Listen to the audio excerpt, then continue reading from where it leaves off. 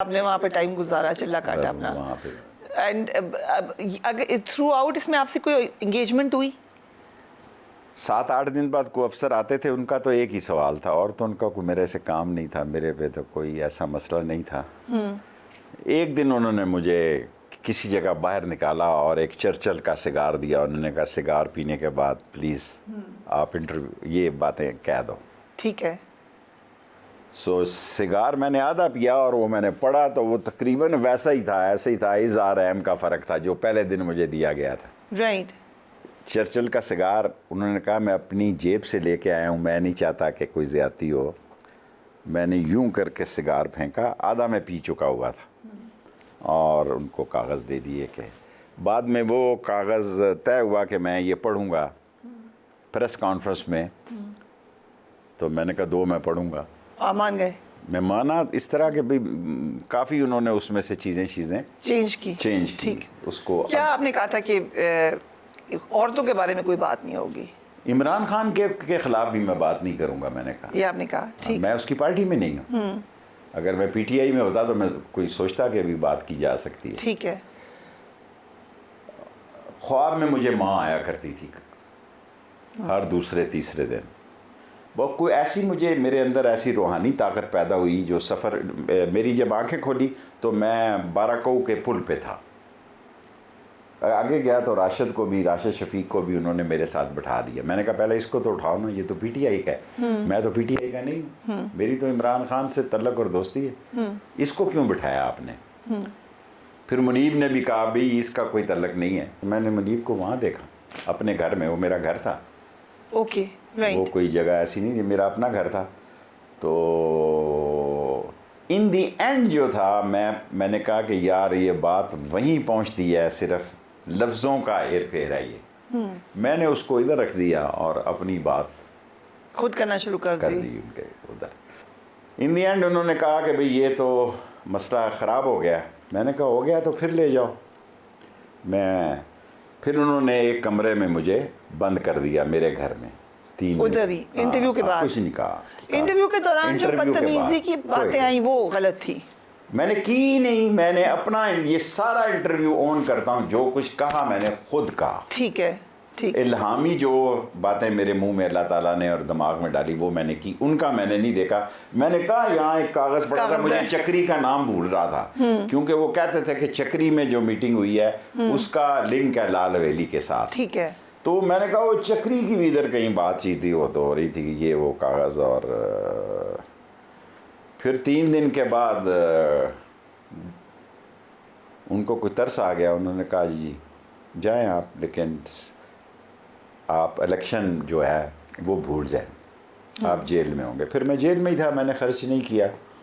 Zero आपने expense दिया election commission को? इलेक्शन कमीशन को मैंने ज़ीरो का। बट एक सवाल ये है कि आप तो चिल्ला काट रहे थे, आपने बयान नहीं दिया, सारी तकलीफ आप बता इतनी उठाई वहाँ पर, तो फिर वो कहते हैं ये आपकी गलती है। वो हर वक्त ये जब आते थे कि तुम बहुत बड़े बेवकूफ़ हो और तुम इमरान खान को नहीं जानते, हम इमरान खान को जानते हैं और तुम अपना वक्त ज़ाया कर रहे हो। जिन लोगों ने लिख कर दिया है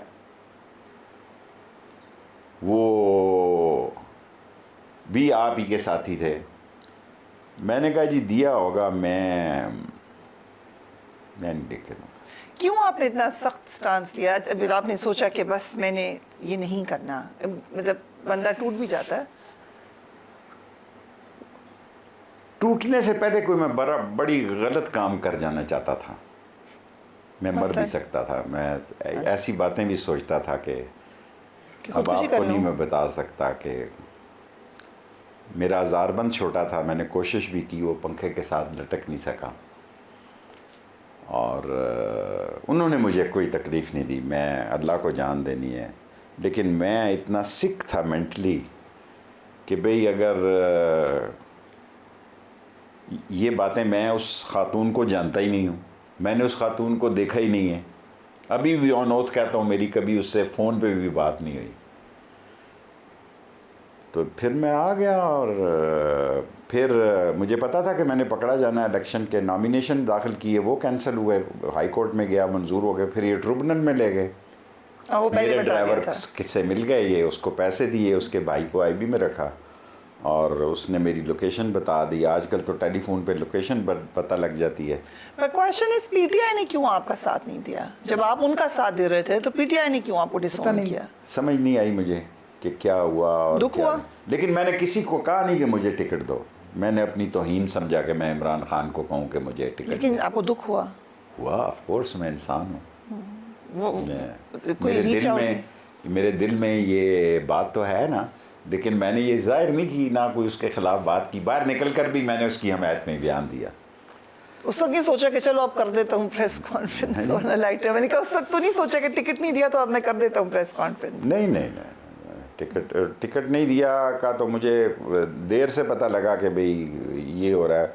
असल में तो पहले वो कियानी साहब थे, कह रहे थे कि वो आ रहे हैं। मैंने कहा ठीक है। फिर मैंने अहद कर लिया था कि मैंने उसको दोस्त कहा है, मैं उस दोस्ती पर दाग ना पड़ने दूं। और मामूली सी बात है, 17 दफ़ा मैं वज़ीर रहा हूँ, एक दफ़ा है मैंने पहले भी मैं आ रहा हूँ इलेक्शन 2, तो एक दफ़ा और हार गया तो कौन सी क़यामत आ गई। जो जीत गए उन्होंने क्या तलवारें चलाई हैं, सारे घोड़े गधे खच्चर बांधे हुए हैं असम्बली में।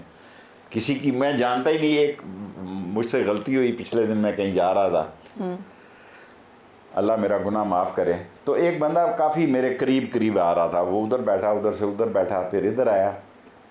मैं समझा ये कोई आईबी का बंदा है। तो मैंने कहा तुम आईबी के आदमी हो? उसने कहा जी मैं तो एमएनए हूँ इस वक्त। मैंने कहा माफ़ कर देना, मैं आपको, यानी ऐसे लोग भी आ गए जिनकी टिकट जीत गए। पीटीआई को उस तक हवा बनी हुई थी इसलिए जीत गया, हालांकि पीटीआई के पास तो बल्ला भी नहीं था। लेकिन शेख साहब सवाल ये है कि अगर आपकी पार्टी और आपका अलायंस रहता पीटीआई के साथ तो पीटीआई को फायदा नहीं होता? वो बाद में जो सुन्नी इत्तेहाद काउंसिल और दीगर के पास गए, आपकी एक पार्टी थी, आप उसको नहीं ऑफर करते कि रिजर्व सीट से बुखारी जमा वहाँ करा बैठा दें? एक रोल अदा कर रहा था लंदन में। अच्छा। क्योंकि मेरे पास बाज ऐसी गलत इतलात थी, मुमकिन है कि उनका ख्याल था, क्योंकि मुझे पता था कि बहुत सारी चीज़ों का, लेकिन इमरान खान की हद तक मैं श्योर था कि इमरान खान को इन बातों का नहीं पता, वो उसको धोखे में रखा जा रहा है। तो आपने बाद में रीच आउट करने की भी कोशिश नहीं की? नहीं, अभी तक नहीं की? करना चाहेंगे? कोई चाहेगा तो देखी जाएगी। मैं तो जब तक मस्जिद में हैया लसला हैया ललफला ना हो, तो मस्जिद में भी आवाज़ अजान की आना चाहिए कि उसके बाद जाते हैं आप। लेकिन आपको लगता है कि एट सम पॉइंट ये मिसअंडरस्टैंडिंग हुई है, मिसट्रस्ट है, क्या हुआ, क्या है, क्यों नहीं आप पे इत्मीनान? मेरा ख्याल है मिसअंडरस्टैंडिंग ही हुई है। कान जो लोग भरते शरते थे जाके, ऐसे ही लोग थे वो। लेकिन अब पार्टी का क्या हाल है कि अब देखें ना इस मुल्क में क्या है। इमरान खान ना हो तो पीपल्स पार्टी ठुस गरक, कोई बंदा ही नहीं है पीछे। फजलुर रहमान ना हो, JUI का कोई बंदा ही नहीं है कि शेरानी को छोड़े।